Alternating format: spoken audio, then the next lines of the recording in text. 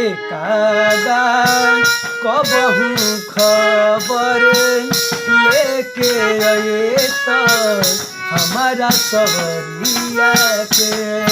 एकादा कबहू खबर लेके आए तो हमारा सवरिया के। कबहू दया के काऊ काऊ करी तो कबहू दया के काऊ काऊ करी तो हमारा दुआरिया पे। कबहू खबर लेके आए तो हमारा सवरिया के। कबहू खबर लेके आए तो हमारा सवरिया के।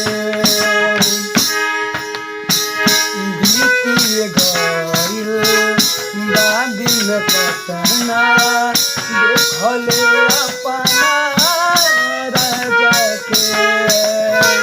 बीती गइल बा दिन कतना देखले अपना राजा के।